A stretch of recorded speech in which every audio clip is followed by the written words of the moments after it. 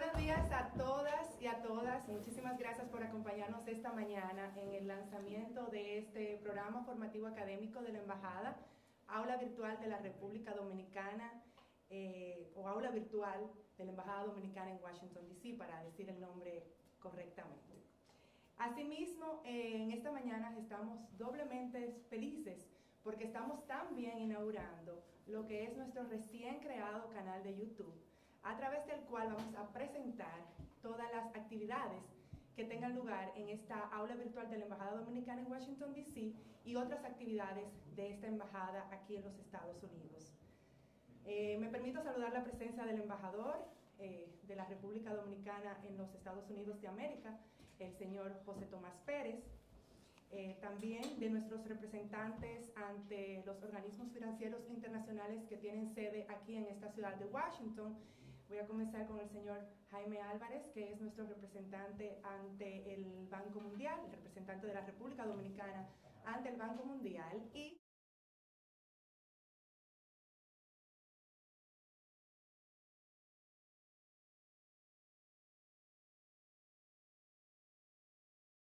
muchísimas gracias, Fran, desde ahora, quien nos deleitará con una presentación sobre la perspectiva de la República Dominicana para este año 2016. Bueno, para contar un poco el inicio, digamos, de este proyecto del aula virtual, puedo decir que el aula virtual es el resultado de, digamos, la gran sensibilidad del embajador José Tomás Pérez por el tema de la educación.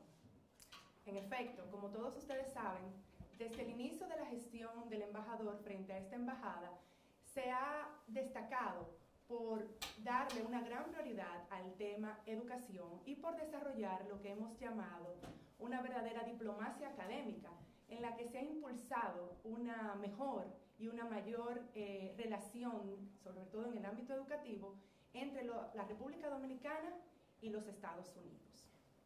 Asimismo, el aula virtual es el resultado del deseo del embajador Pérez de implementar al interior de nuestra embajada lo que es un plan de formación continua y de actualización de conocimientos, el cual va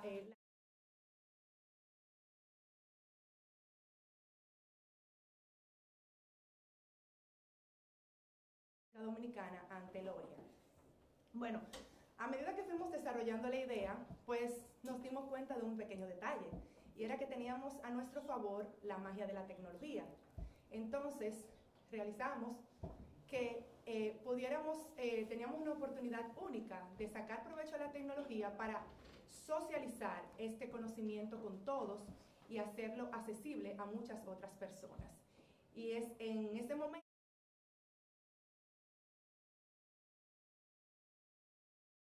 estos conocimientos puedan ser compartidos, no solo para nosotros, sino compartidos con también los funcionarios del Ministerio de Relaciones Exteriores en la República Dominicana, los estudiantes del INESTIC, que es el órgano formativo de la Cancillería, y por supuesto también otros ministerios que pudieran estar interesados en los programas y en los contenidos que se fuesen a desarrollar en este programa del aula virtual.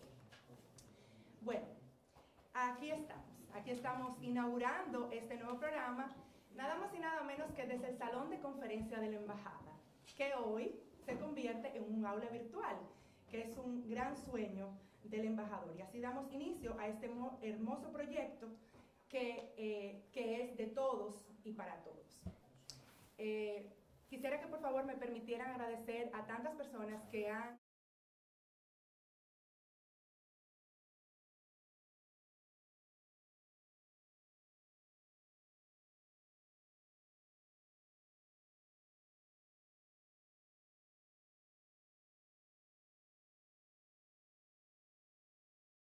sus recomendaciones siempre prudentes, pero muy pertinentes. A Ana Carolina González, quisiera agradecer por permitirse soñar con nosotros y por enriquecer con brillantes ideas este proyecto. A José Ovalles, porque desde el principio creyó en aula virtual y ha apoyado en cada una de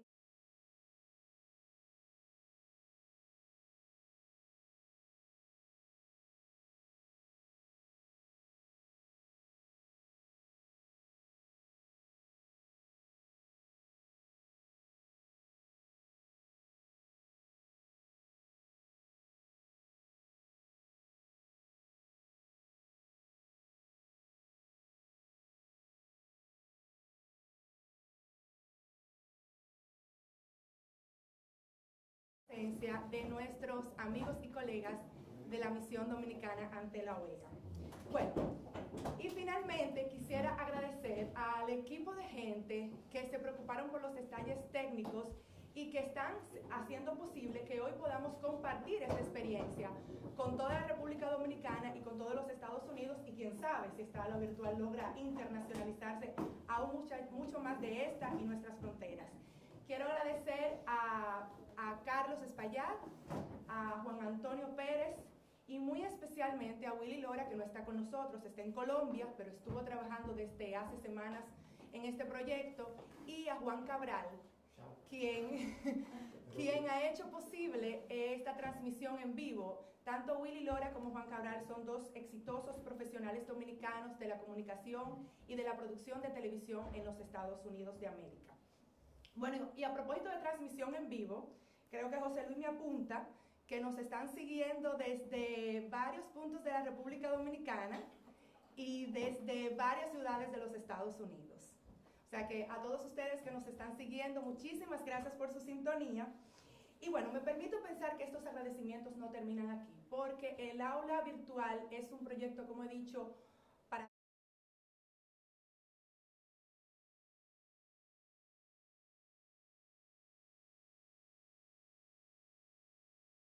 desde ahora. Muchísimas gracias por sus futuros aportes y provechosos aportes. Bueno, estamos ante el comienzo de una aventura académica bellísima que por supuesto irá perfeccionándose a través del tiempo, pero en este proceso lo más importante son los estudiantes. Así que una escuela sin alumnos no merece ser llamada escuela. Entonces confiamos y soñamos en tener alumnos dinámicos que reten a sus profesores y expertos y que se destaquen por el interminable deseo de aprender. Muchísimas gracias por acompañarnos. Ahora los dejo con su excelencia, el embajador José Tomás Pérez.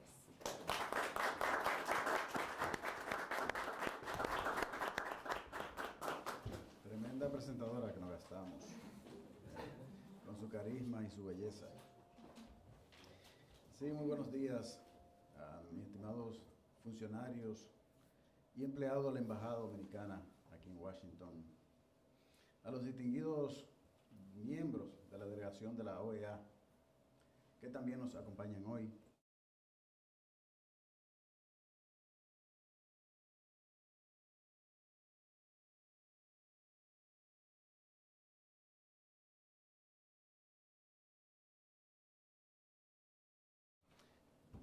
Tal como decía Angie, este programa que hoy iniciamos y que hemos denominado Aula Virtual de la Embajada Dominicana en Washington, se enmarca dentro del plan de formación académica y profesional que hemos diseñado para consumo del personal técnico y administrativo de la Embajada.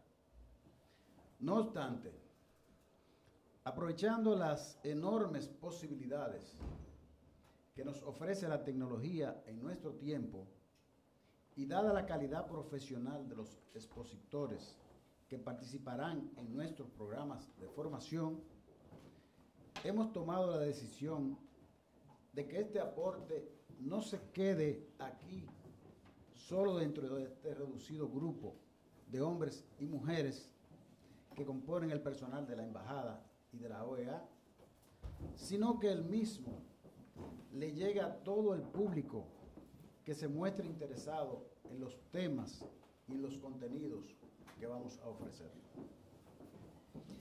La ciudad de Washington, uno de los centros de pensamiento más importantes del mundo, aglutina a cientos de científicos, profesionales, técnicos, con reconocido talento y fama a nivel nacional e internacional, en todas las áreas del saber científico tecnológico.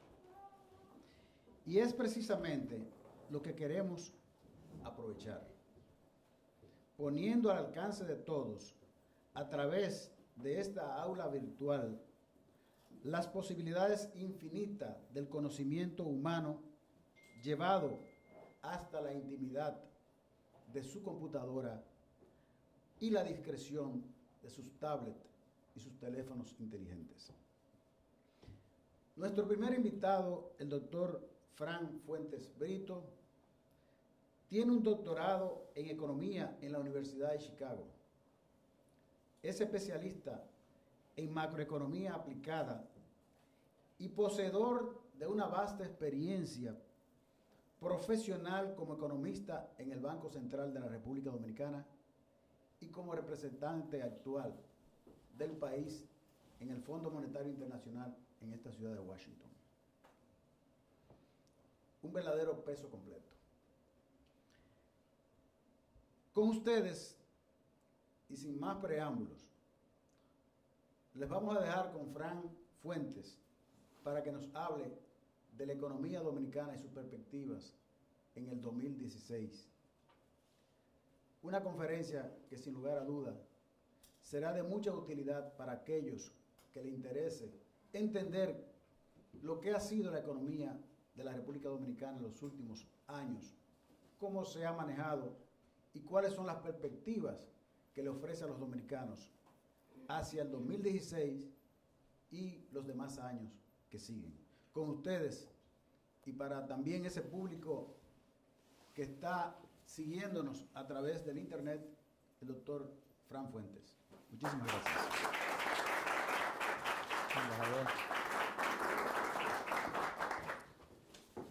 Muchísimas gracias. Agradezco mucho la invitación de tanto del personal de la embajada, en la persona del señor embajador. Siempre le he dicho que estoy en la mejor disposición de participar en eventos de cualquier tipo que ayuden a la embajada y a la gestión del licenciado José Tomás Pérez como embajador de la República Dominicana en nuestro principal socio comercial, que es los Estados Unidos. Hoy vamos a hablar sobre las perspectivas de la República Dominicana, de su economía para el año 2016, pero yo me voy a tomar, digamos, tiempo porque para hablar acerca de algunos conceptos económicos antes de hablar sobre qué va a pasar con las variables económicas, porque normalmente, y se lo digo con sinceridad, yo sé que muchos de ustedes que han pasado por carreras universitarias en el área de negocios sufrieron un curso de economía con un profesor que todavía recuerdan con mucho cariño. Necesariamente todo el que escucha sobre economía sabe lo que significan los conceptos que nosotros todos los días hablamos y que están en los medios de comunicación permanentemente. Entonces, en cada uno de los temas que vamos a ver, yo me voy a tomar tiempo, voy a hacer referencia siempre a esta presentación que vamos a estar viendo para tratar de exponer el concepto y ver cómo la República Dominicana ha evolucionado en función de esa variable económica. Entonces, obviamente, en función de esa idea, quiero primero explicarles cómo funciona en términos generales una economía. Miren, una economía tiene, y eso es normalmente la manera en cómo los organismos internacionales, un organismo como el Fondo, ve o analiza una economía de cualquier país, es en función de 4 grandes sectores, ¿no? Primero es el sector de la producción nacional, ¿no?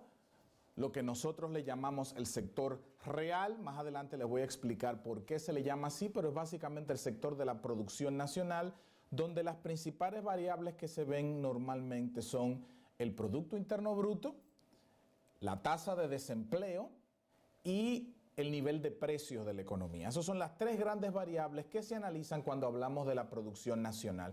No nos vamos por un tema de tiempo a meter en los detalles de cómo han ido evolucionando los diferentes sectores, pero si al final tenemos una sesión de preguntas, podemos abordarlo de esa manera. El segundo sector que en toda economía juega un rol preponderante es el sistema financiero. Y obviamente el sistema financiero está liderado por el Banco Central y por los bancos comerciales de desarrollo, de crédito, las asociaciones, etcétera, ¿no? Que son los que forman el sistema financiero. El sistema financiero es el oxígeno de la producción nacional, porque el sistema financiero provee los fondos que necesita el país para poder producir, ¿no?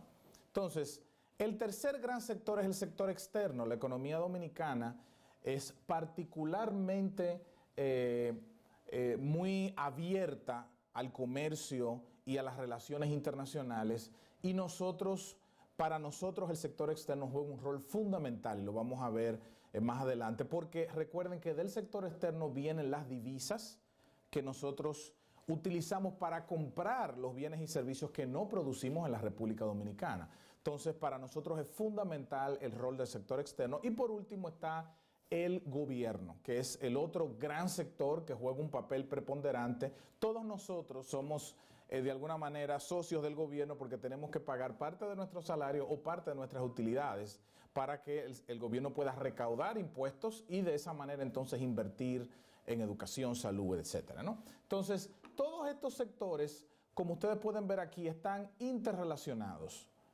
Todos estos sectores, porque la producción nacional está íntimamente relacionada con el gobierno, el sistema financiero y el sector externo, porque muchos, por ejemplo, de los materias primas que usamos para poder producir vienen de otros países. El gobierno cobra impuestos y provee también servicios para que se pueda producir a nivel nacional. Los puentes, las carreteras, que son los que dinamizan una economía o una región, están también provistos por el gobierno, y el sistema financiero, que obviamente juega un papel preponderante. Todos estos sectores, y por eso de esta misma manera vamos a dividir la presentación del día de hoy. Entonces, ¿cuáles son las perspectivas de la producción nacional en la República Dominicana? Miren, para poder entender un poco y contextualizar la economía dominicana, les voy a dar dos detalles importantes. En la economía dominicana, a lo largo de los últimos 30 años, han habido cambios fundamentales en su estructura. Por ejemplo, en los años 60 y 70, la economía dominicana era una economía muy dependiente del sector agrícola, donde el sector agrícola tenía sobre todo un papel determinante en el crecimiento, en el empleo y en la producción. Todos los que somos un poquito más viejos recordamos el papel que jugaba en la producción de azúcar en la República Dominicana durante toda la primera parte del siglo XX, como la columna vertebral se le llamaba de la economía dominicana, ¿no? Obviamente, esa dependencia de la producción de bienes primarios como el azúcar, durante los años 80 empezó una transición de moverse de una producción más dependiente de la producción de bienes a una producción más dependiente de los servicios. Y ahora no estamos tan enfocados en producir caña de azúcar y otros bienes primarios como cacao, café, tabaco, madera, etcétera, sino que ahora nos estamos enfocando más en la producción de servicios como el turismo, en la producción de servicios como las zonas francas, etcétera. Entonces, la economía dominicana pasó de una estructura durante los últimos 40 años más dependiente de la producción de bienes a una estructura más dependiente de la producción de servicios. Y déjeme decirle, eso ha generado una gran dinamización de la economía dominicana, porque aunque algunos piensan que los servicios son muy inestables, los servicios en la República Dominicana, el turismo ha generado no tan solo una cantidad enorme de empleo, sino una cantidad enorme de divisas para el país. Es el principal generador de divisas de la República Dominicana, el turismo como sector individual. O sea, imagínense ustedes lo importante que ha sido el turismo, ¿no?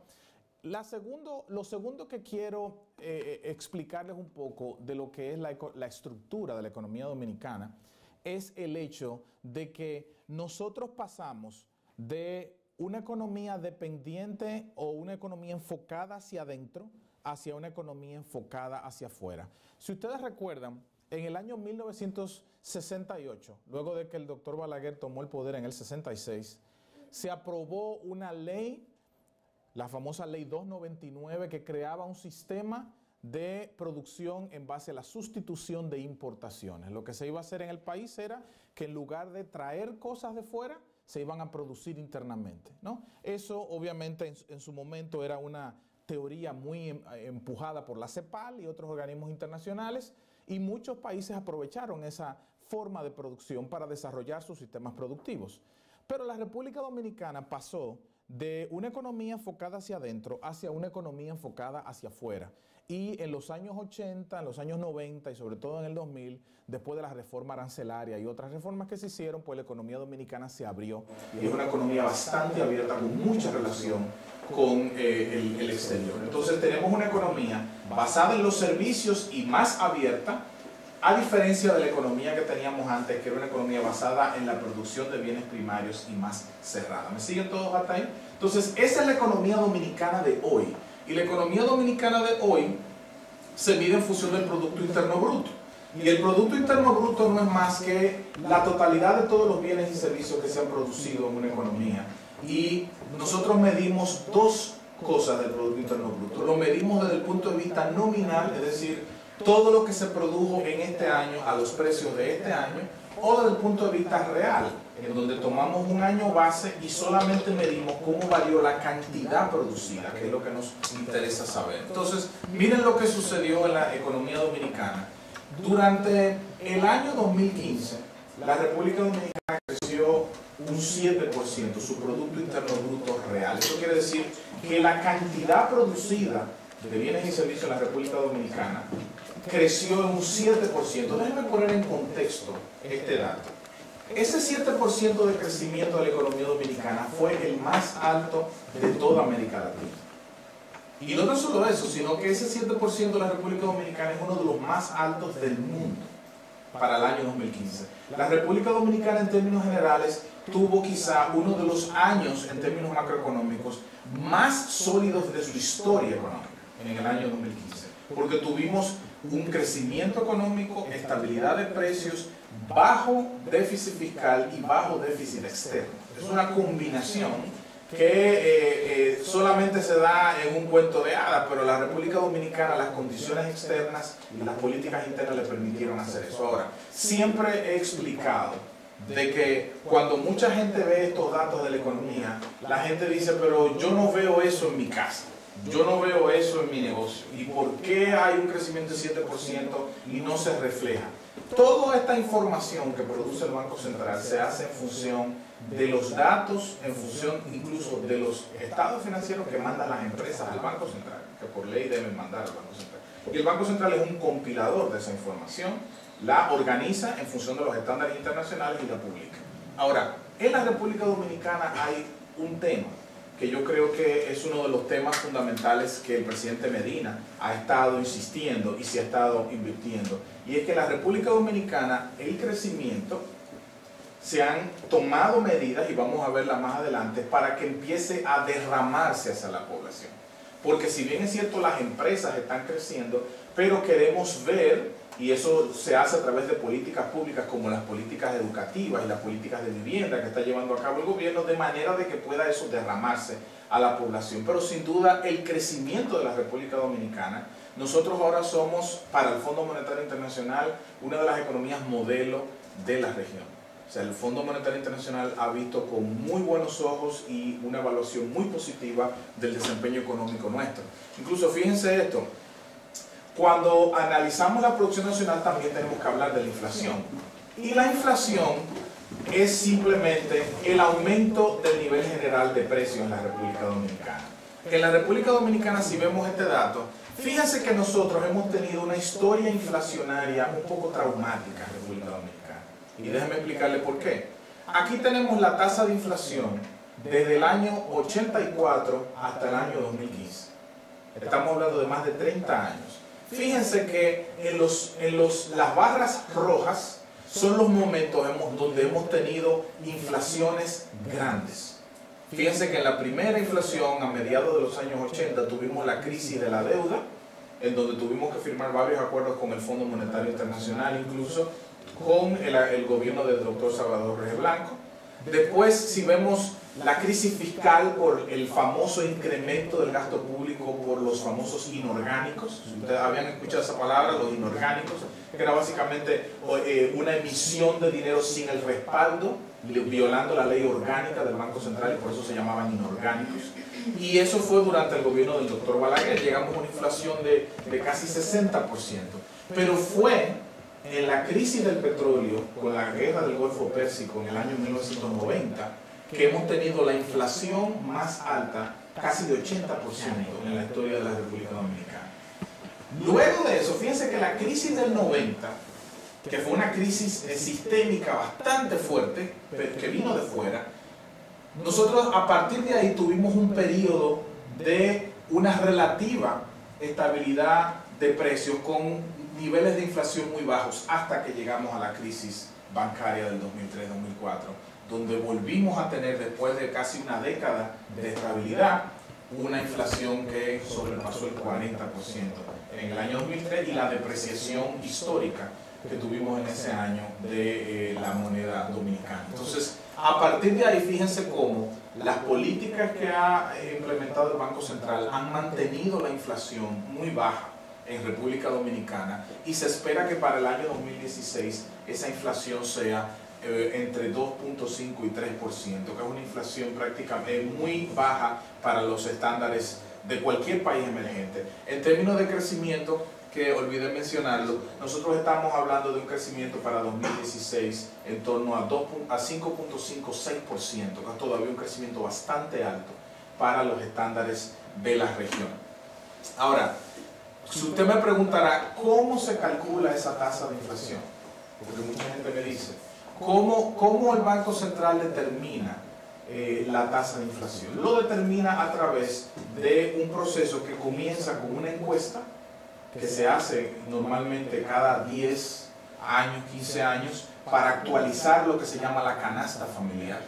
Y con esa canasta familiar, el valor de esa canasta familiar, una vez establecido, se le da seguimiento a lo largo del tiempo y la variación porcentual de esa canasta es la inflación. Entonces, en la República Dominicana la canasta familiar está formada por 305 bienes y servicios. Y esos 305 bienes y servicios, en su mayoría, fíjense que el mayor componente de esa canasta es alimentos y bebidas no alcohólicas. Ese es el principal. Y si ustedes suman transporte, que es alrededor, aquí tenemos de 18%, entre transporte y alimentos se va prácticamente la mitad de lo que gasta una familia dominicana promedio en un mes, ¿no? Y por eso iniciativas como comedores económicos, bonos para familias empobrecidas, el trabajo que ha hecho el Plan Solidaridad, pues se enfoca en función de esta idea y esta información que nos da la canasta familiar y sobre todo labores como el metro, la mejoría del sistema vial en la República Dominicana también trata de reducir el impacto que tiene el costo del transporte en República Dominicana sobre las familias. Entonces, cuando hablamos del mercado de trabajo, tenemos que entender qué es lo que mide el mercado de trabajo, ¿no? Y el mercado de trabajo, en este caso, si nosotros partimos de la población general, en la República Dominicana son alrededor de 10 millones, ¿no? Y nosotros sacamos solamente la población que está en edad de trabajar, y dentro de esa población en edad de trabajar, le sacamos a las personas que no están en condiciones de trabajar, personas que ya están discapacitadas, nos queda la población económicamente activa, que es la famosa PEA. En función de esa población económicamente activa, entonces calculamos el desempleo. Entonces, el desempleo en la República Dominicana, hay dos medidas grandes para medir cuánta cantidad de gente está desempleado. Si nosotros medimos en función de lo que se llama el desempleo ampliado, el desempleo en la República Dominicana ha bajado de 15% a 14% en el año 2015. Pero si nosotros utilizamos una medida mucho que se utiliza a nivel internacional, que es el desempleo abierto, entonces el desempleo baja de 7.1% a 5.6%. Usted me dirá, ¿cuál es la diferencia entre estas dos tasas de desempleo? La diferencia entre estas dos tasas de desempleo es que son la cantidad de personas que están saliendo del mercado de trabajo. Cuando en un mercado de trabajo hay gente que decide no buscar trabajo, eso se llaman los desalentados. Esa diferencia que hay entre la tasa abierta y la tasa ampliada es lo que se llaman personas que deciden no buscar trabajo en el mercado de trabajo durante las últimas 4 semanas. Sin embargo, lo más importante de esta tasa es la tendencia.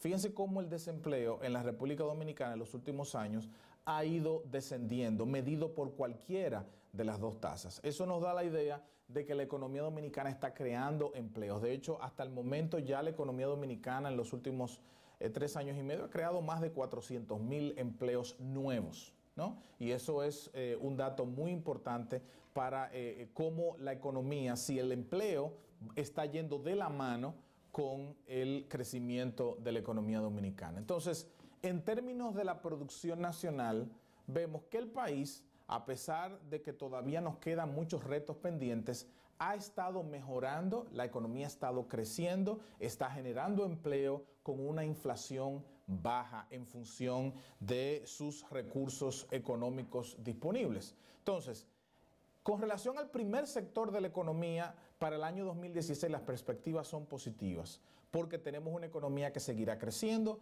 una economía que se mantendrá con una inflación baja y sobre todo con una economía que se mantendrá generando empleo para el año que estamos en curso. Entonces,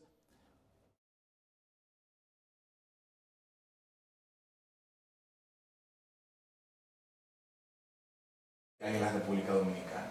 Y eso es uno de los temas que a través del incentivo de las MIPYMES se está buscando reducir. Porque cuando tú le das a una persona que está en el sector informal la oportunidad de tener un negocio pequeño que emplea a 2 o 3 personas, eso le permite a esa persona formalizarse, cotizar, pagar impuestos, etc. Entonces, aunque nosotros estamos en la media latinoamericana en términos de informalidad, sabemos que esa tasa de informalidad, ya las últimas medidas que hay es que está en 48%, lo que quiere decir que más gente del sector informal se está incorporando al sector formal en la República Dominicana. Entonces, ya que ustedes se han hecho expertos en la perspectiva de la producción nacional en nuestro país, vamos a ver ahora cuáles son las perspectivas de la economía dominicana en términos del sistema financiero. Miren, una de las cosas que más les llama la atención a la gente con respecto al sistema financiero es de la manera en que el Banco Central maneja la política monetaria. Porque la gente lo primero que se pregunta, ¿y por qué el Banco Central sube la tasa de interés? ¿Por qué el Banco Central hace eso? Deberían de tener la tasa de interés baja para que todos podamos tomar préstamos. Pero hay una razón por la que el Banco Central hace eso, y déjenme explicarle por qué. Miren, el Banco Central, para poder controlar el nivel de precios de la economía, la inflación, porque el Banco Central tiene un mandato constitucional de mantener la estabilidad de precios en la República Dominicana, y además tiene un mandato de ley, o sea, tiene un doble mandato de mantener la estabilidad de los precios, de mantener una inflación baja, el valor de la moneda, mantenerlo en la República Dominicana. Entonces, el Banco Central tiene 3 tipos de instrumentos para hacer eso. Primero, con las operaciones de mercado abierto, que son básicamente cuando el Banco Central compra y vende certificados. Imagino que muchos de ustedes llegaron a comprar certificados del Banco Central en el mercado. De esa manera, cuando el Banco Central compra un certificado que tiene José Luis, ¿no? El Banco Central recibe el certificado de José Luis, pero le entrega a José Luis dinero. De esa manera el Banco Central está sacando dinero a la calle. ¿Me siguen todos? Pero si José Luis viene al Banco Central y compra un certificado del Banco Central, José Luis tiene que venir con el dinero en la mano. Entonces, cuando el Banco Central le vende un certificado a José Luis, está sacando dinero de la calle. ¿Por qué? Porque José Luis viene con su dinero en la mano y se lleva este papel que dice que él tiene un certificado que le va a pagar una tasa de interés mensual. ¿Me siguen todos hasta ahí? Entonces, esa es una manera en la que el Banco Central aumenta o disminuye la cantidad de dinero que hay en el mercado. La segunda es a través de su tasa de política monetaria. ¿Por qué? Porque el Banco Central tiene una tasa a la cual le presta a los bancos, recibe los depósitos de los bancos en el Banco Central cuando los bancos en el día a día tienen exceso de dinero, ¿no? Para no tenerlo ahí ocioso, lo depositan en el Banco Central a esa tasa de política monetaria. Entonces, ¿qué pasa? La tasa de política monetaria es el piso de todas las tasas del mercado. Cuando el Banco Central baja su tasa, todas las tasas en el mercado bajan. Pero cuando el Banco Central sube su tasa, como sube el piso, todas las tasas en el mercado suben. ¿Me siguen todos? ¿No? Entonces, y por último, la tercera manera en la que el Banco Central aumenta o disminuye la cantidad de dinero que circula en la economía es a través del encaje legal. Cada vez que usted deposita dinero en un banco, hay un porcentaje de ese dinero que usted deposita en el banco que va al Banco Central. Ese porcentaje de dinero es lo que permite que haya cierto nivel de un seguro una especie de resguardo para, por si acaso este banco cae en problemas, y para controlar la cantidad de dinero que circula en la economía. Obviamente, si el Banco Central aumenta el encaje legal, más dinero del que usted depositó va al Banco Central y menos dinero tiene el banco para prestarle a quien vaya al banco buscando un préstamo. ¿Se entiende? Entonces, mientras el Banco Central mantiene bajo el encaje legal, pues más dinero los bancos tienen disponible para prestar a tasas más baratas. ¿Me siguen todos? Entonces, ¿qué pasa? Utilizando esos tres instrumentos, el Banco Central impacta a los hogares y lo hace a través de cuando el Banco Central aumenta, utiliza cualquiera de esos instrumentos, impacta a los hogares a través de los bancos. Porque quienes son el canal a través del cual el Banco Central hace su impacto en la economía son los bancos. Porque le suben el encaje legal a los bancos. La tasa de política monetaria se sube a las tasas de los bancos y sobre todo las operaciones de mercado abierto en su mayoría se hacen con los bancos. Entonces los bancos son el canal a través del cual el Banco Central impacta a las familias. Entonces las familias lo que hacen es que cuando el Banco Central sube su tasa de interés y reduce la cantidad de dinero en circulación, baja el consumo en la economía, ¿no? La gente entonces se restringe más y eso hace que también la inversión se restrinja más. ¿Y por qué el Banco Central haría eso? Porque cuando la gente consume más, los precios suben. Acuérdense que cuando aumenta la demanda, ¿qué pasa con el precio? Sube. Entonces, como el Banco Central tiene como mandato principal mantener la estabilidad de precios, si ve que en la economía hay un consumo que está creciendo sin control, el Banco Central sube su tasa de interés para aumentar la tasa de los bancos y que la gente entonces se restrinja un poco más y de esa manera mantiene los precios controlados. ¿Me siguen todos? Entonces, eso es un mandato de ley que tiene el Banco Central y es algo que no puede eludir hacerlo. Ahora, ¿qué pasa? La variable más importante de todas las que nosotros hemos mencionado en el sistema financiero son las tasas de interés. Fíjense cómo en República Dominicana se han manejado las tasas de interés durante los últimos 5 años. La tasa, la línea que usted ve azul arriba, es lo que nosotros llamamos la tasa de interés activa. La tasa de interés activa es la tasa que a usted le cobran cuando usted va a tomar un préstamo. La tasa que vemos abajo, la línea que vemos abajo, la roja, es la tasa de interés pasiva, que es la tasa que a usted le pagan cuando usted deposita dinero en el banco. Fíjense que hay una diferencia entre la tasa de interés activa y la tasa de interés pasiva. Esa diferencia es lo que nosotros llamamos el margen de intermediación. Eso es lo que se ganan los bancos por usar su dinero para hacer negocio. En República Dominicana ese margen todavía es alto. Y en la República Dominicana ahora mismo hemos mantenido una tasa relativamente estable, aunque en los últimos meses ha aumentado, una tasa activa de 17.8% en promedio de todos los bancos, ¿no? Y una tasa pasiva que se ha mantenido en torno al 6-7%. Entonces, en República Dominicana, cuando el Banco Central hace un cambio en su tasa de interés, eso impacta a estas tasas, ¿no? Y esto es importante entenderlo porque cuando uno le da seguimiento al Banco Central, ¿no?, uno puede tener una idea de por dónde van las tasas en el mercado. En el caso del mercado financiero en República Dominicana, nosotros tenemos un mercado financiero con bancos muy sólidos. Obviamente 3 grandes bancos tienen el 75% del total de activos de la banca dominicana, pero son 3 bancos que están saneados y bien manejados, y la economía dominicana en términos de sistema financiero tiene unos indicadores bastante positivos, porque la banca no tan solo es rentable, sino que también es una banca que está saneada y con bancos muy bien manejados. Entonces, ya llevamos 2 de 4. Entonces, ¿cuáles son las perspectivas del sector externo en la República Dominicana? Y aquí quiero detenerme un poquito más porque el último es el gobierno. Yo sé que siempre hay muchas preguntas y muchos temas con el gobierno y vamos a ver en detalle muchas cosas. La República Dominicana, y recuerden que le dije al principio que iba a tratar de mantenerlo entre la información económica y lo académico para que podamos entender un poquito más lo que estamos haciendo. La República Dominicana tiene una estrecha relación con el resto del mundo y esa relación la hace a través de 4 canales fundamentales. El primero es el comercio, ¿no? La República Dominicana compra mucho del exterior, le vende mucho al exterior. La segunda es a través de la inversión extranjera directa. En República Dominicana se invierten más de 2.000 millones de dólares al año que vienen de otros países hacia la República Dominicana. Ven a la República Dominicana como un destino de inversión. Eso es algo muy importante para nosotros.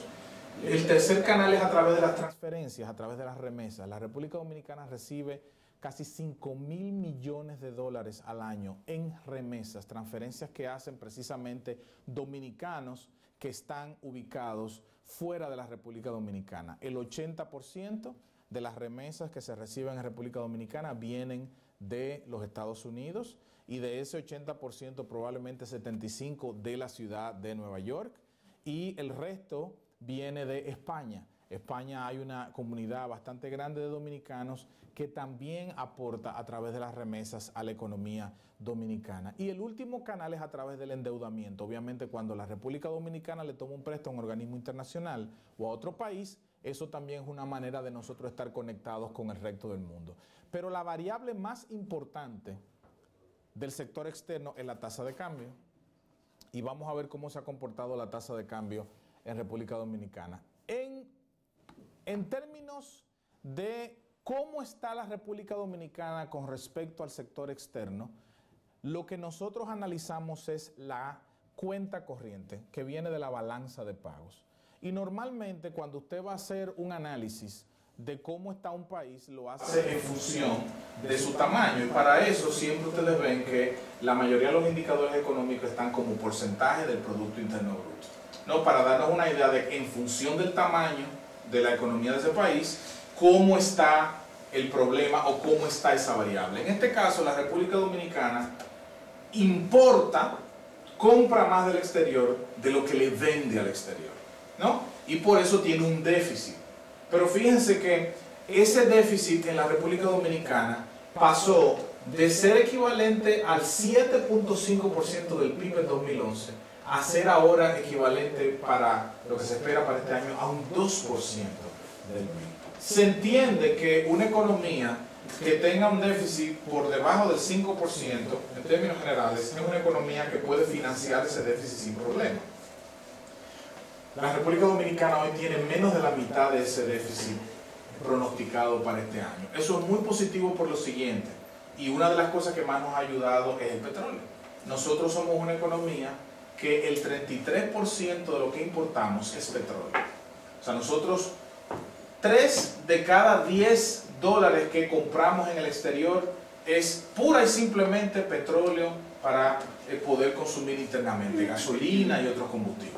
Entonces la economía dominicana es una economía, como muchas economías, dependiente del petróleo. Y cuando el petróleo está bajito como está ahora, nosotros estamos de fiesta. Porque ahora mismo el petróleo, ustedes debieron haber visto en las noticias, está alrededor de 29, 27 dólares el barril. Entonces, para nosotros es algo que no lo podemos creer después de que vimos cómo en el 2008 el petróleo se disparó a 140, 150 dólares el barril, que por eso tenemos esos niveles de déficit en esos años. El déficit de la República Dominicana de cuenta corriente va de la mano con el precio del petróleo. Cuando el precio del petróleo sube, la República Dominicana inmediatamente es impactada negativamente, porque recuerden, nosotros somos una economía dependiente del petróleo, no producimos petróleo desafortunadamente, ¿no? Entonces, pero sin embargo, a pesar de la situación internacional en esos años, pudimos mantener la economía creciendo, y hoy, ayudados por un petróleo bajo y por unas exportaciones de oro y por un buen desempeño económico, la economía dominicana apenas tiene un déficit de 2%. Eso es muy, muy positivo para la economía dominicana. Fíjense cómo las exportaciones dominicanas, es decir, lo que nosotros le vendemos a otros países, han ido aumentando, y en este año vemos como hubo una ligera caída en la cantidad de ventas que la República Dominicana hace al exterior, porque hubo una caída importante en el precio del oro, que redujo de manera importante nuestras exportaciones de oro hacia el exterior. Pero si ustedes se dan cuenta, en la franja azul son las exportaciones de zona franca. Fíjense cómo la zona franca, después de haber pasado por muchos años de caída constante en su producción, se han empezado a levantar nuevamente, mucho más diversificadas y mucho más productivas en la República Dominicana. Eso es muy positivo para nosotros. Otra cosa que es importante en el país es la llegada de turistas. Miren, señores, la República Dominicana en el Caribe es el principal destino turístico. Nosotros no ni siquiera, yo sé que mucha gente le genera mucha incertidumbre la situación de Cuba con los Estados Unidos, el restablecimiento de las relaciones. Pero Cuba, para poder tener la infraestructura turística que tiene la República Dominicana, hay que invertir mucho dinero ahí, mi hermano, porque nosotros tenemos una infraestructura turística que pasamos por muchos años de todo incluido. Y ahora hemos evolucionado a otro tipo de turismo, pero el todo incluido se mantiene creciendo. Fíjense que nosotros, cuando Cuba, que a pesar de tener la infraestructura turística que tiene muy deteriorada, se ha mantenido siempre como un destino. Cuba es un turismo más que nada de misterio. O sea, la gente quiere ver los edificios sin pintar, o sea, es algo que llama la atención, sobre todo el turismo norteamericano. Pero la República Dominicana tiene de todo. Nosotros tenemos un turismo mucho más diversificado y tenemos un turismo mucho más eficiente y una infraestructura mucho más avanzada. Por eso, fíjense cómo nosotros hemos pasado en los últimos 5 años de 4.6 millones de turistas a 5.6 millones de turistas. O sea, si nosotros nos mantenemos creciendo a esa velocidad, en los próximos 6 o 7 años, probablemente nosotros vamos a poder alcanzar los 10 millones de turistas, que es la meta que el presidente se ha establecido. Para eso, obviamente, tenemos que desarrollar más polos turísticos y el interés del gobierno de invertir y desarrollar el sur, de volver a levantar Puerto Plata. Yo no sé si hay puertoplateños aquí, bueno, ahí hay un puertoplateño.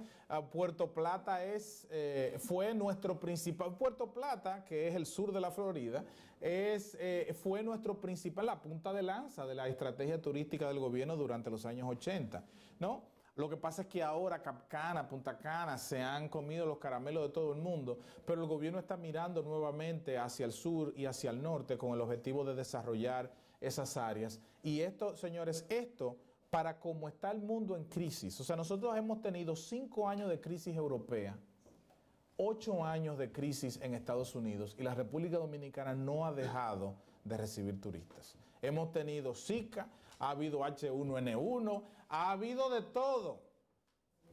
Y la República Dominicana ha seguido creciendo en términos turísticos. Nosotros somos una potencia turística en el Caribe. Lo que pasa es que a veces no nos vemos en la dimensión correcta, pero la República Dominicana hay que besarnos la mano en el Caribe en términos de tiro turístico. Entonces, en términos de remesas, las remesas han sido una ayuda invaluable para la República Dominicana. Y fíjense cómo ya nosotros estamos, en el año 2016 superaremos los 5,000 millones de dólares en remesas.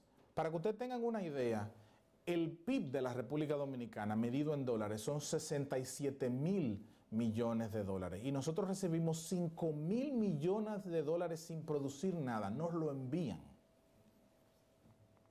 O sea, nosotros recibimos casi el 8% de la producción nacional, el equivalente al 8% de la producción nacional, enviado desde los dominicanos que viven aquí en Estados Unidos y en Europa.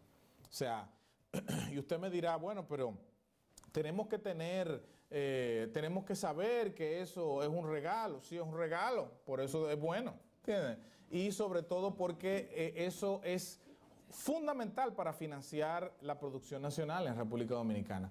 Otro tema importante, la inversión extranjera directa. En República Dominicana, nosotros hemos tenido durante los últimos 10 años una inversión permanente en torno a los 2,000 millones de dólares. Para que usted tenga una idea, el déficit de cuenta corriente en República Dominicana, dijimos que era el 2% del PIB. Y la inversión extranjera directa en República Dominicana está casi en torno al 3% del PIB. O sea que el déficit de cuenta corriente de nosotros lo podemos financiar completamente solo con la inversión extranjera directa. O sea, eso es muy importante para un país pequeño como el nuestro, porque la inversión extranjera directa crea empleo, la inversión extranjera directa crea producción, y la inversión extranjera directa en nuestro país se ha mantenido creciendo permanentemente, sobre todo porque nosotros hemos sido, no tan solo por nuestro desempeño económico, sino que hemos sido favorecidos con muchos inversionistas que han salido de Venezuela. Ahora están saliendo inversionistas de Puerto Rico y están yéndose a la República Dominicana. La República Dominicana, ¿por qué ha tenido un desempeño económico favorable? Porque la República Dominicana, con sus políticas económicas, ha atraído inversionistas. Eso es muy importante. Entonces, otro tema importante para nosotros es que el principal clavito en el zapato para el sector externo dominicano es la factura petrolera. ¿Por qué nuestro principal clavito en el zapato? Porque la factura petrolera es nuestro principal rubro de importación. Fíjense cómo la caída del precio del petróleo ha favorecido a la factura petrolera. Fíjense cómo nosotros, de tener una factura petrolera que llegó en el año 2012 casi a los 5.000 millones de dólares. O sea, imagínese, señor, un país que no produce petróleo, pequeño como la República Dominicana, que pagó casi 5.000 millones de dólares, casi lo que recibió de remesas, lo que recibiremos de remesas en este año 2016, lo pagó de importaciones de petróleo y sus derivados. Sin embargo, fíjense cómo la caída en el precio del petróleo ha hecho que eso baje de 4.000, casi 800 millones de dólares a menos de 2.600 millones de dólares. Y se espera que en este año todavía caiga más la factura petrolera. Eso es muy positivo para el país porque eso le quita presión a la tasa de cambio. Eso le quita presión porque todos esos barriles de petróleo hay que comprarlo con divisas, ¿no? Y mientras menos divisas se requiera para pagar la factura petrolera, mucho más positiva es la perspectiva de la economía dominicana. Hoy incluso estamos esperando que el petróleo se mantenga muy por debajo de los $50 el barril por los próximos 3 o 4 años, imagínense. Esa es una oportunidad para la República Dominicana consolidar su sector externo en función de menos pagos de petróleo. Miren, un tema, y le voy a ser sincero, señores, desde que yo empecé a trabajar en el Banco Central, básicamente trabajar primero como asesor del señor gobernador y después como director del Departamento Internacional, ya mis amigos no me preguntan cómo están mis hijas, ni mis amigos me preguntan cómo está mi salud. Todo el mundo me pregunta por dónde anda la tasa de cambio. ¿Qué tú crees? Yo tengo que hacer ¿qué tú opinas, Fran? Entonces, la tasa de cambio se ha convertido en una obsesión nacional, pero hay una razón por eso. En esta gráfica yo tengo dividido esto en 4 periodos importantes que quiero explicarles a ustedes por qué la tasa de cambio es tan importante para la economía dominicana. En el primer periodo, si ustedes se dan cuenta, la tasa de cambio se mantuvo muy por debajo de los 20:1. Y eso es un periodo si ustedes analizan una gráfica de la tasa de cambio, se van a dar cuenta que en diciembre del año 92, la tasa de cambio en República Dominicana era 12 pesos con 60 centavos. Y en diciembre del año 2002, la tasa de cambio era 16 pesos con 40 centavos. Eso quiere decir que en 10 años, la tasa de cambio en República Dominicana aumentó 4 pesos. Es decir, en República Dominicana, la tasa de cambio no era un tema de conversación. Sin embargo,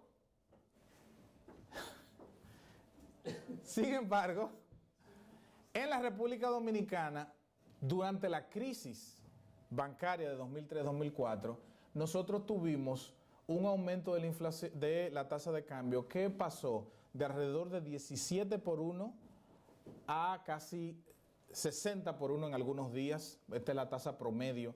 Es decir, hubieron algunos días que llegaron casi a 60:1 en la República Dominicana. En ese segundo periodo de inestabilidad, fíjense que hubo una depreciación enorme de la tasa de cambio, pero después hubo una apreciación enorme de la tasa de cambio. Y esa apreciación enorme no por casualidad, se da cuando las elecciones pasan y el nuevo gobierno entra a la República Dominicana, porque pues las expectativas del mercado se van al suelo y la gente entonces vuelve a confiar en la política económica y hay una caída importante de la tasa de cambio y ahí empieza el tercer periodo que estamos viendo aquí. Hay un periodo de estabilización de la tasa de cambio para luego en el cuarto periodo hay un periodo de una depreciación ordenada de la tasa de cambio. Ya no hay aumentos abruptos, sino que hay una depreciación ordenada de la tasa de cambio y hoy en día la tasa de cambio al día de ayer cerró a 45,75 y estamos esperando una expectativa de devaluación entre 3.5 y 4% para el año 2016, que eso implica que es una tasa que deberá terminar por debajo de los 47.50 al final de este año. Eso es extremadamente positivo porque hay países, por ejemplo, como Brasil, que han tenido depreciaciones de 30%. Hay otros países que han experimentado en tiempos recientes inflaciones de 15, 20%, Chile, Argentina, y ni hablemos del caso de Venezuela, que está experimentando depreciaciones en el mercado negro, ¿no? En el mercado informal de divisas, por encima del 100%.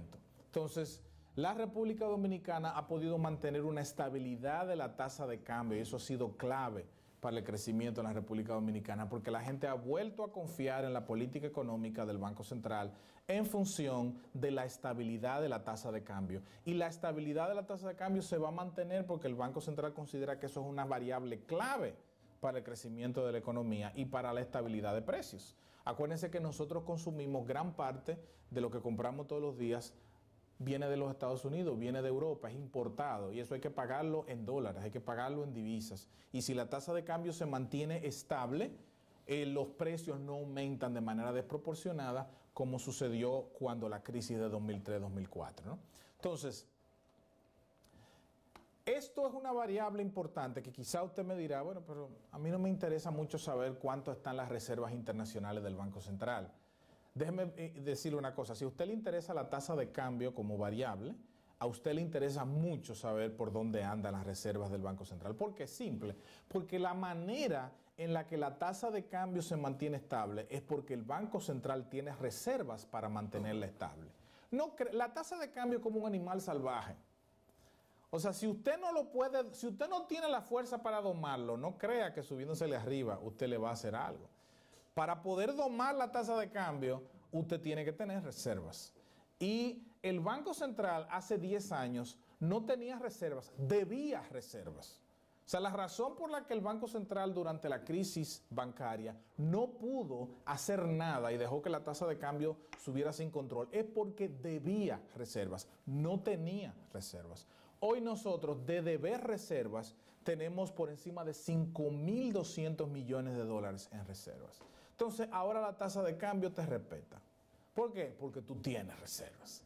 Entonces, ahora se puede prometer estabilidad porque hay reservas. Antes la estabilidad era algo que no dependía del Banco Central, sino dependía de lo que cualquier ente en el mercado le diera por especular con la tasa de cambio. Ya es imposible, porque tú le das con ese mazo de 5.200 millones de dólares de reserva y no hay quien quede de pie después de eso. Entonces la economía dominicana puede mantener una estabilidad de la tasa de cambio porque tiene reservas el Banco Central. Es así de simple. Y el Banco Central piensa mantener, ¿no?, la estabilidad en función de seguir acumulando reservas en el año 2016 y en lo adelante. Entonces, por último, quisiera, ya que ustedes se han convertido en expertos ya económicos, o sea, ustedes pueden asesorar al presidente en función de lo que hemos visto aquí en esta mañana. Vamos a entrar en el último, y espero que no se le haya hecho largo, en el último de los 4 sectores de la economía dominicana, que es el sector público, el sector gobierno. ¿Cómo está el gobierno dominicano? Fíjense que en la República Dominicana, el presupuesto nacional es el instrumento fundamental del gobierno dominicano.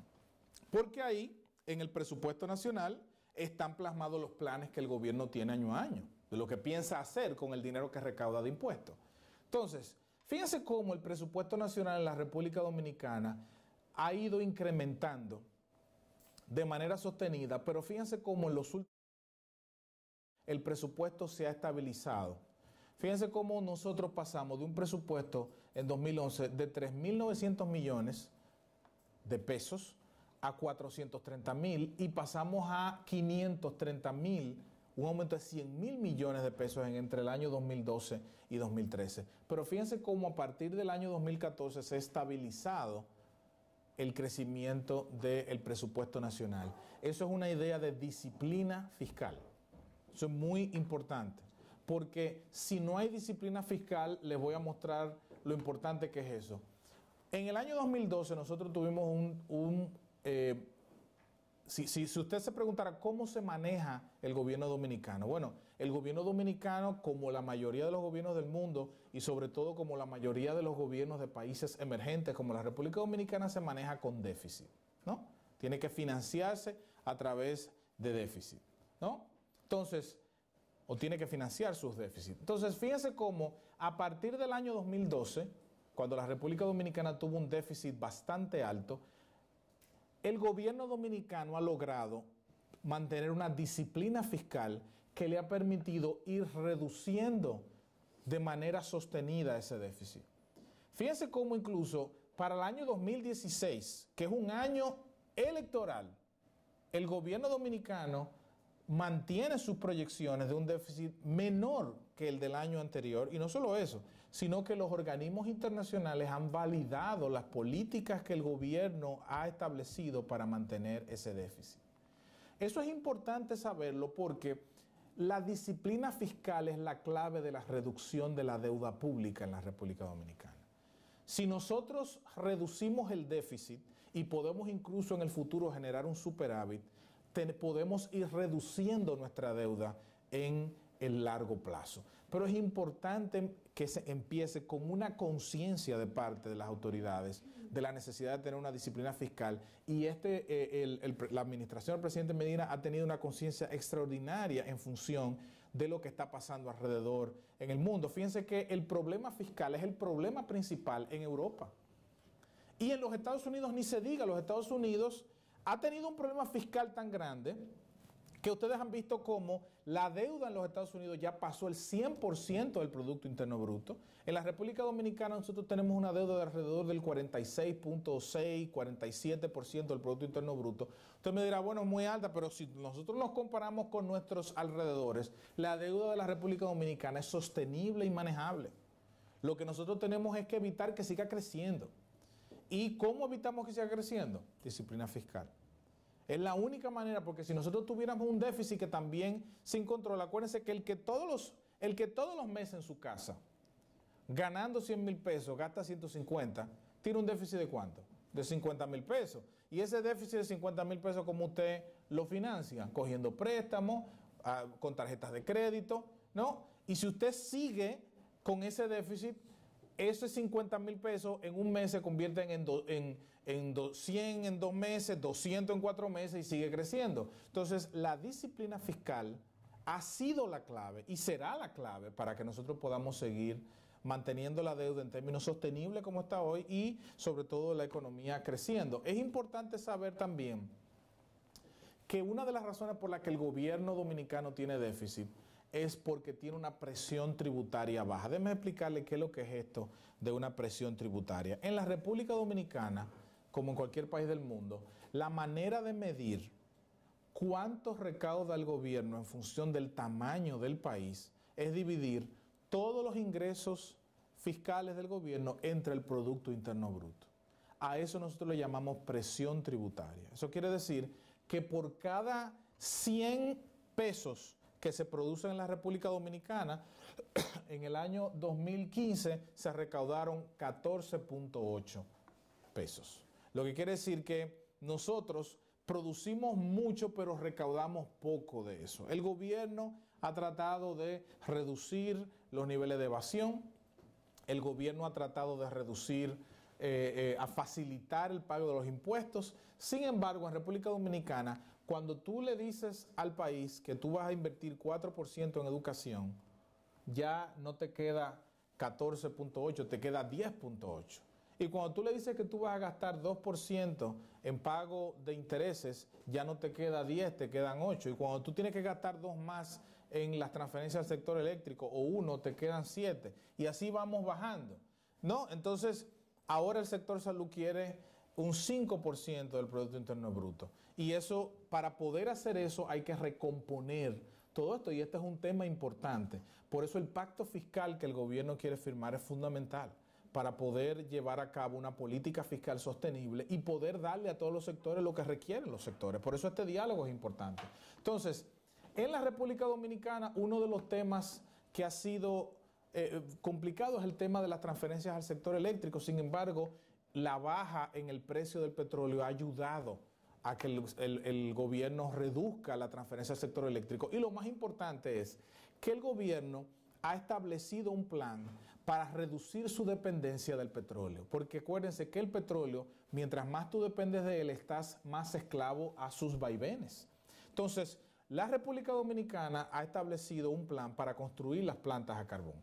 Que las plantas a carbón van a generar una cantidad de kilowatts que va a permitir al país depender menos del petróleo y va a diversificar su matriz de producción energética. Eso es muy importante para fines de facilitar el proceso de disciplina fiscal y de reducir la carga que el sector eléctrico dominicano implica para el país. ¿Por qué también es importante hablar de este tema? Porque el gobierno tiene estas presiones de déficit también por el hecho de que tiene muchas...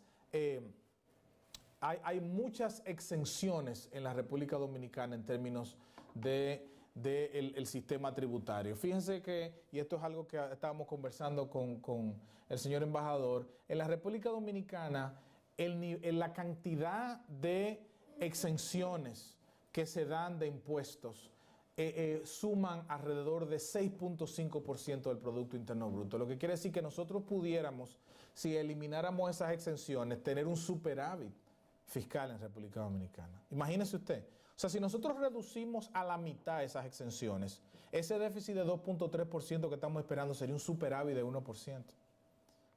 A la mitad solamente. Lo que quiere decir que, y el gobierno quiere reducirlo en función de las conversaciones del pacto fiscal. Por eso hablar de un pacto fiscal es fundamental. Pero, sin duda, la República Dominicana viene de un año 2015 extremadamente positivo en términos macroeconómicos. Tan positivo es que todas las calificadoras nos aumentaron la calificación durante el año 2015. Y las perspectivas del año 2016 son de que la economía va a seguir creciendo, va a mantener una inflación baja, una estabilidad de la tasa de cambio y sobre todo una disciplina fiscal.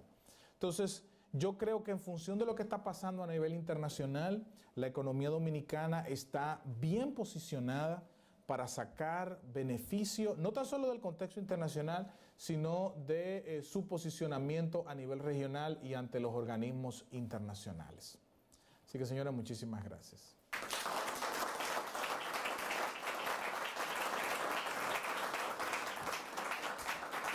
No sé, Angie, tú que eres la que...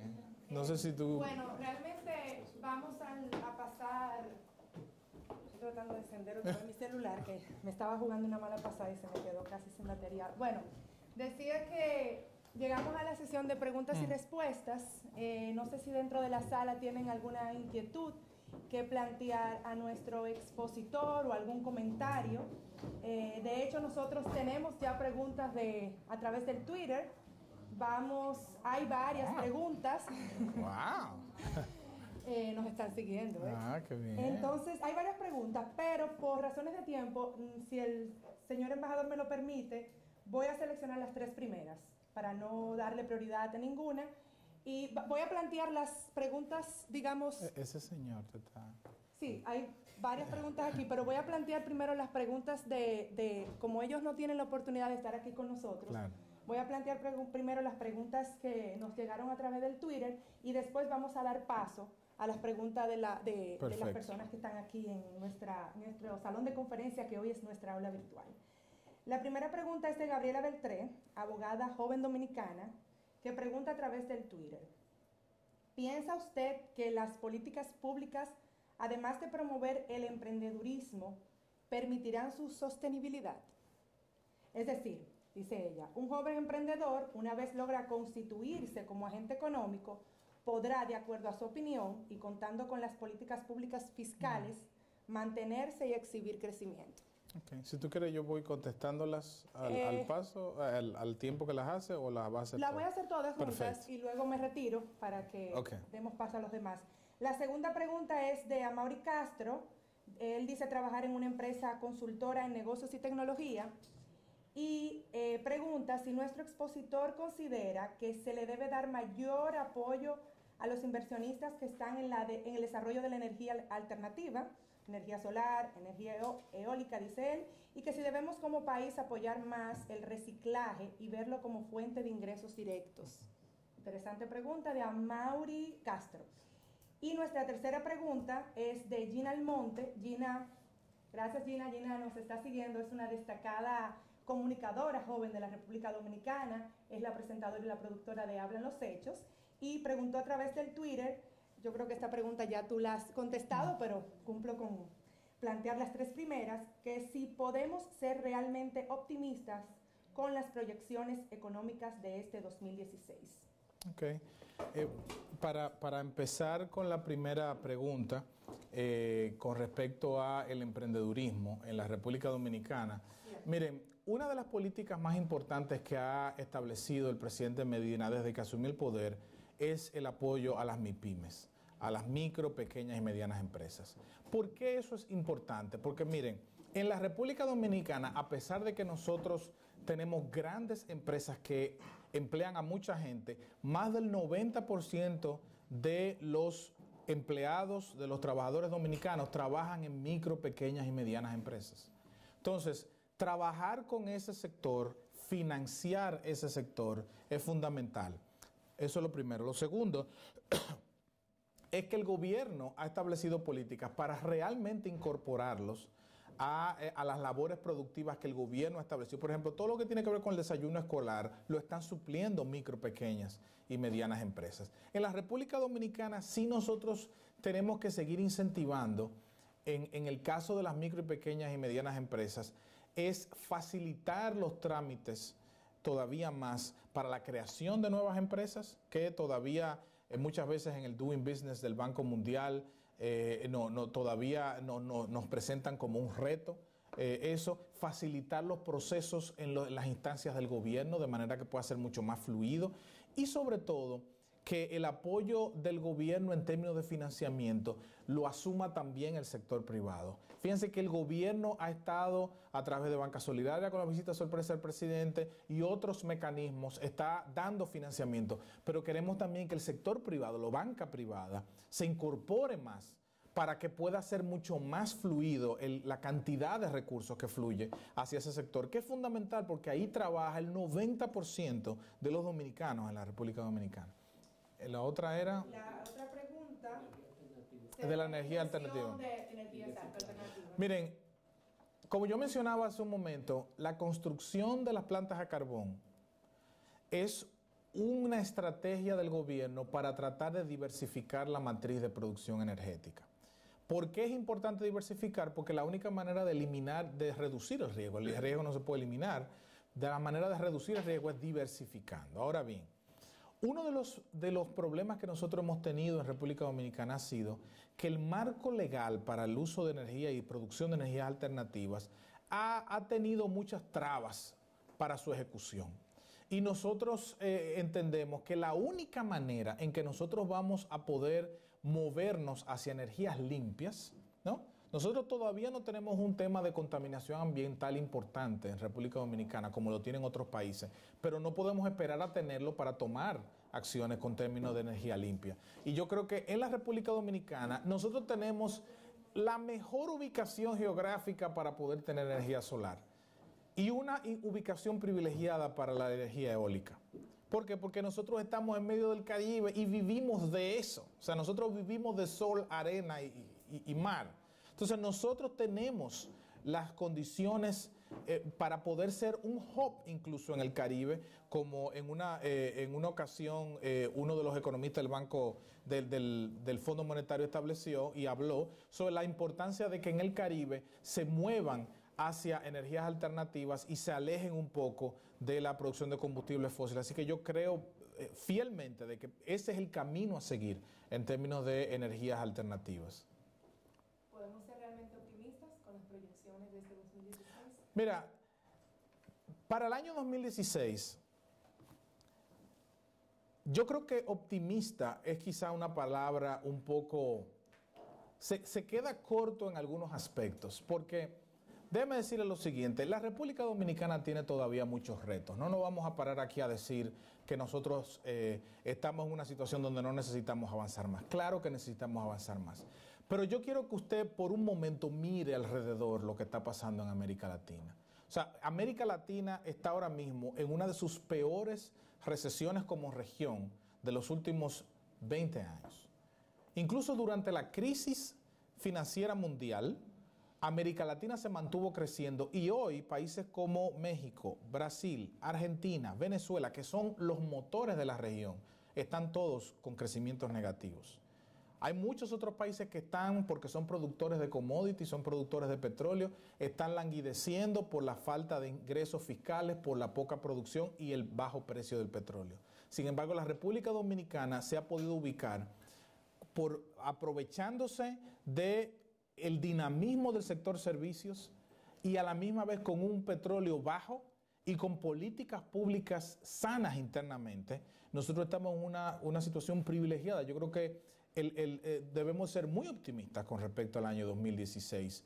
No porque no tengamos retos, sino porque si miramos a nuestro alrededor, nosotros estamos mejor posicionados que la gran mayoría de la región para poder enfrentar esos retos y poder salir adelante. No sé si hay... Sí, esas son las tres preguntas. Podemos tú mismo, si quieres... No sé si hay alguna así. Primero, felicitar al embajador José Tomás Pérez por esta iniciativa que bastante innovadora y el equipo que trabajó para esto. Y segundo, felicitar a usted por la exposición brillante y sobre todo muy pedagógica. Lo que hemos visto aquí es un panorama muy optimista de la República Dominicana y sería interesante también que este tipo de exposiciones se lleve a otras partes del país, porque existe un pesimismo muy marcado en los dominicanos en cuanto a la proyección económica y de bienestar económico del país. La pregunta mía va dirigida a algo que usted señaló con respecto al crecimiento económico. Usted decía que de un 7% que hemos crecido ahora en el 2015, en el 2016 perderíamos prácticamente 2 dígitos. Entonces, seríamos a un 5%, creo que escuché. No, estaríamos entre 5.5 y 6%. Déjame explicarte, yo creo que ese es por donde va tu pregunta. Sí, lo que me interesaría es que identifique cuáles son los factores que van a incidir para que eso suceda. Fíjense qué pasa, en economía existe lo que se llama tu crecimiento potencial. Es decir, el crecimiento potencial en cualquier economía es la tasa de crecimiento que la economía puede sostener sin generar inflación ni problemas macroeconómicos mayores. ¿Entiendes? Porque cuando tú creces demasiado, eso también te exacerba la demanda interna y los precios se te dispara la tasa de cambio. Entonces, tu tasa de crecimiento potencial es esa tasa que mantiene la economía creciendo, pero que a su vez no exacerba otros problemas internos en la economía. Entonces, ahora mismo la economía dominicana se ha mantenido creciendo por encima de su crecimiento potencial durante los últimos 2 años. Crecimos 7.3 el año pasado, 7.3 el 2014, 7 en 2015. Y el Banco Central quiere empezar a tomar medidas de política con el objetivo de estabilizar la economía en su crecimiento potencial, porque ahora no estamos teniendo problemas de inflación porque los precios de petróleo están bajos. Pero si los precios de petróleo empiezan a subir y la economía sigue creciendo a esa velocidad, pues podemos tener problemas inflacionarios todavía mayores y podemos tener presiones mayores en la tasa de cambio.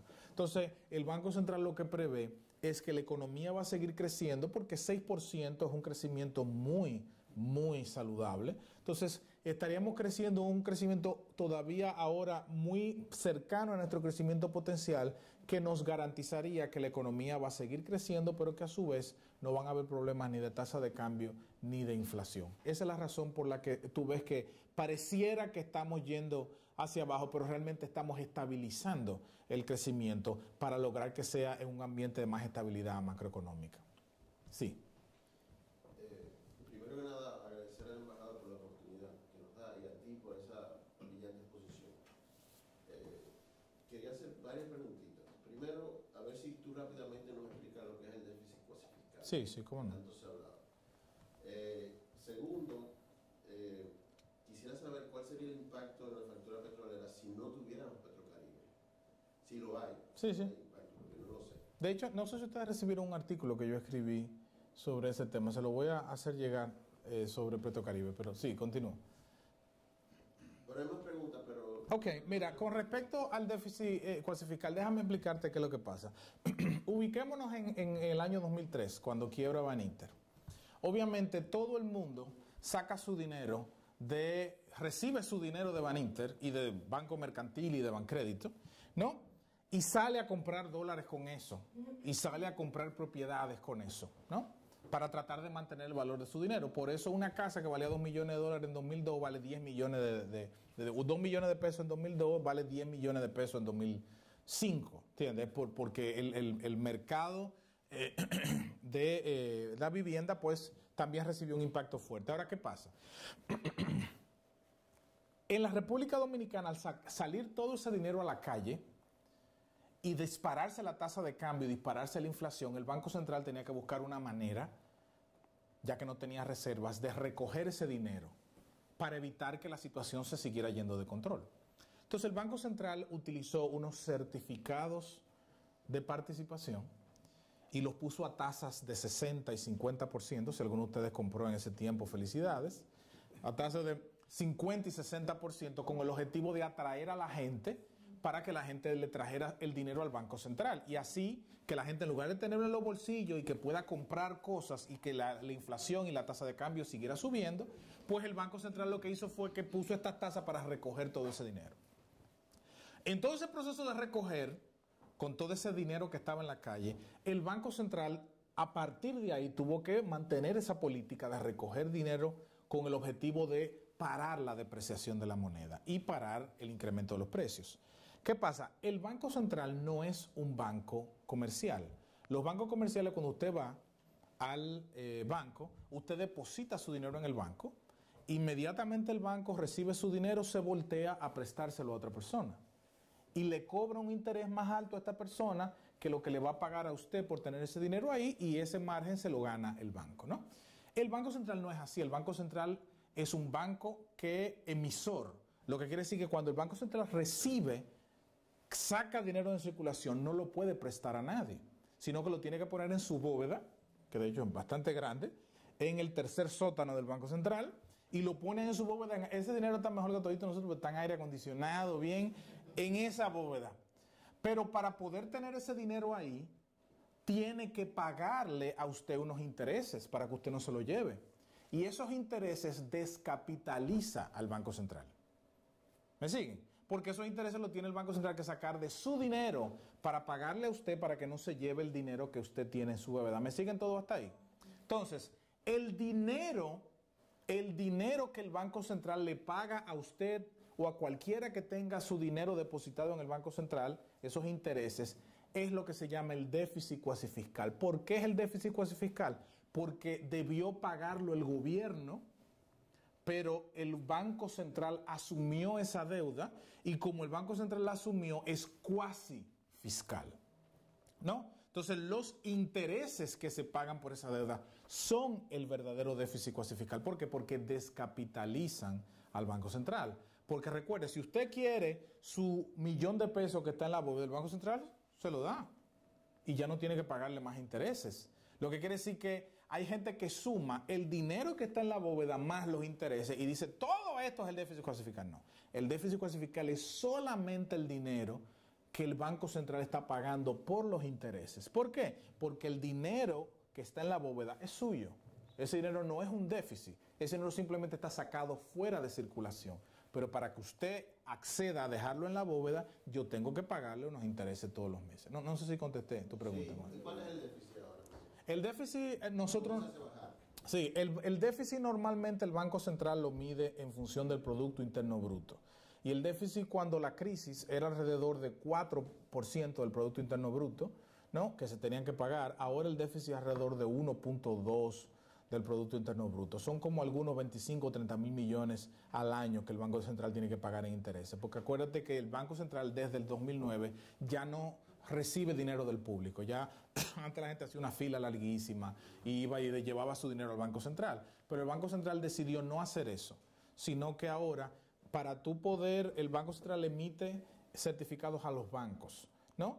Y si tú quieres comprar un certificado del Banco Central, tú tienes que ir a un banco. Ya no vas directo al Banco Central, porque así el Banco Central entendió que distorsionaba menos el mercado financiero y no competía con los bancos. Porque obviamente como el Banco Central demostró credibilidad, todo el mundo quería llevar el dinero al banco y no se lo quería llevar a los bancos comerciales, ¿no? Entonces el banco, para parar eso, dijo, ok, yo voy a hacer esta misma labor, pero la voy a hacer a través de los bancos, ¿no? ¿Y tu otra pregunta era? La factura petrolera Petrocaribe. Mira qué pasa. Nosotros recibimos de Petrocaribe, el esquema que nosotros tenemos con Petrocaribe es que si hay un tema escalonado, pero básicamente si el petróleo sube por encima de $100 el barril, te financian la mitad de lo que tú le compras a Venezuela, porque la factura petrolera de nosotros durante esos años grandes eran $4.000 millones, pero nosotros no le compramos los $4.000 millones a Venezuela. Nosotros le compramos a Venezuela 1.200, 1.300 millones de dólares, porque nosotros le compramos mucho petróleo a México, a Trinidad y Tobago y a otros países. Pero entonces, de esos 1.300 millones de dólares, 1.400 millones que le prestamos a Venezuela con un petróleo por encima de $100 el barril, pues ellos nos prestaban la mitad, nos financiaban la mitad. Y entonces, de esos 1.400, tú tenías 700 millones de dólares que te ayudaban en tu presupuesto. La manera en que actuaba Venezuela era de la siguiente, o sea, a Venezuela tú le pagabas en una cuenta, tú depositabas el dinero que era de ellos en una cuenta y ellos solamente retiraban la mitad de ese dinero y ese dinero que tú acabas de poner estaba disponible para ti otra vez, ¿no? Pero te cobraban un 2% de intereses a lo largo de 25 años. ¿Qué pasa? Como el petróleo ha ido bajando de precio, pues el financiamiento de Petrocaribe ha ido bajando también. Entonces, me da risa porque yo estaba hablando con un funcionario del gobierno, del área de industria y comercio, que me estaba hablando de ese tema, y era bastante irónico que nosotros por un lado nos alegramos que el petróleo estaba bajando, pero mucha gente en el gobierno se preocupaba que el petróleo estaba bajando porque había menos financiamiento de Petrocaribe.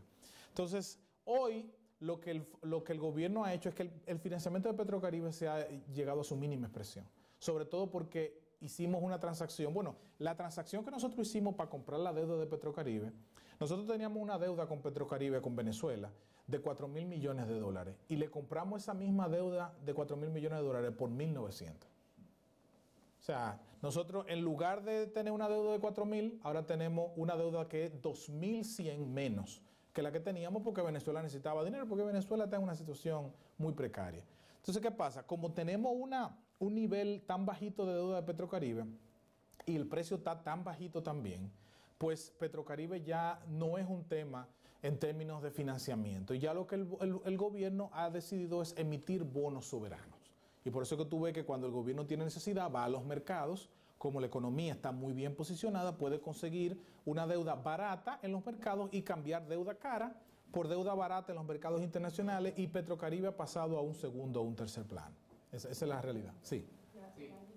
Siendo que el dinero en bóveda del Banco Central es propiedad de los bancos depositarios, y cuando paga intereses sobre esto está descapitalizándose, ¿cómo entonces se capitaliza en sí?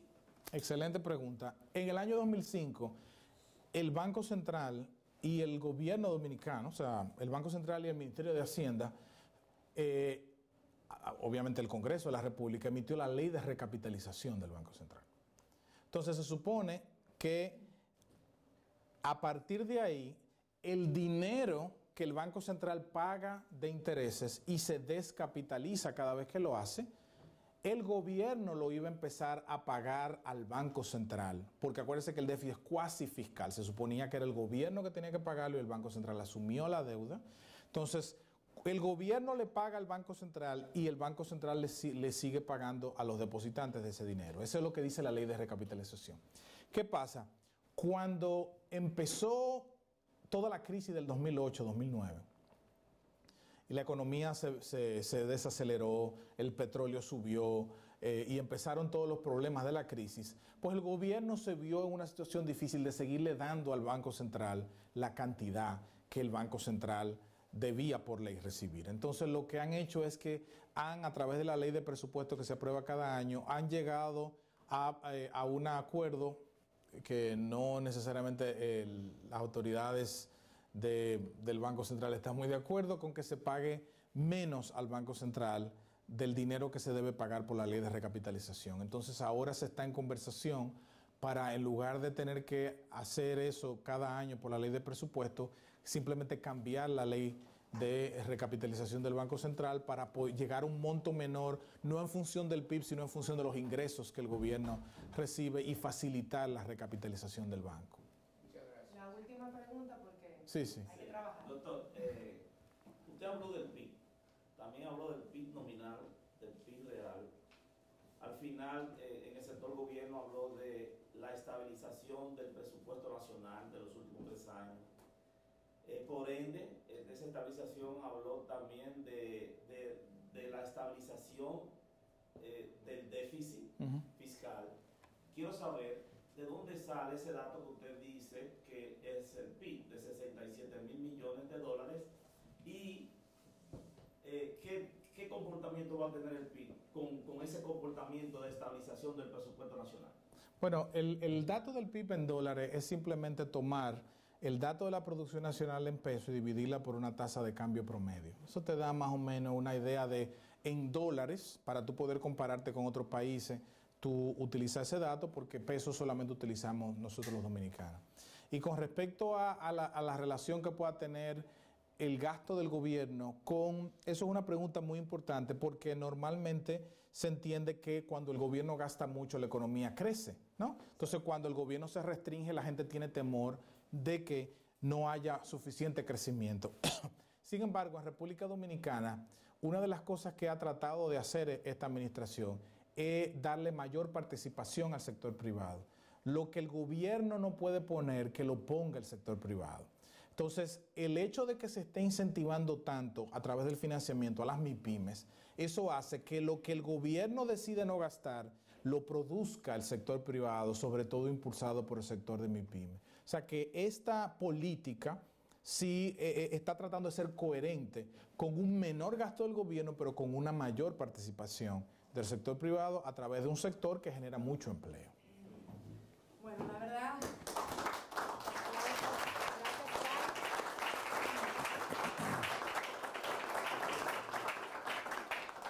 quisiéramos seguir aquí aprendiendo de Fran. Muchísimas gracias por esta magnífica conferencia.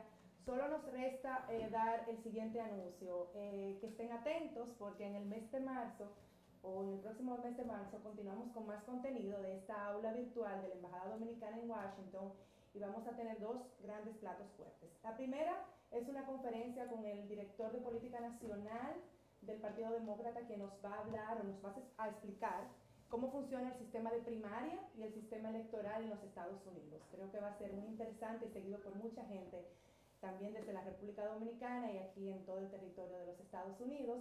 Y la segunda, a propósito de conmemorarse el 10º aniversario del DERECAFTA, gracias al apoyo del INESTIC, que como dije es el órgano en donde reposa la formación o la labor de formación de nuestra Cancillería, del Ministerio de Relaciones Exteriores, y gracias al apoyo de DICOEX, la Dirección de Comercio Exterior de nuestro Ministerio de Industria y Comercio, vamos a tener un ciclo de conferencias que inauguramos en el mes de marzo y que se hará mensualmente, en donde nos explicarán los técnicos del DICOEX cómo funciona y todos los aspectos del DERECAFTA.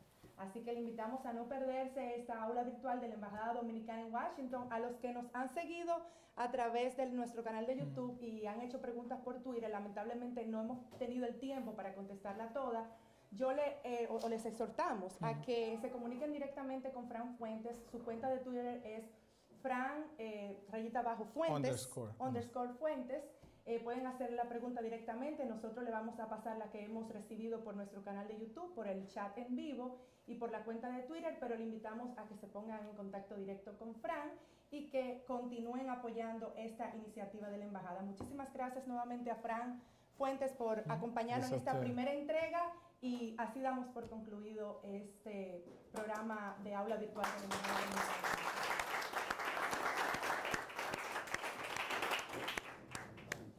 Señor embajador. Todas las expectativas. Gracias, doctor, gracias. Ya.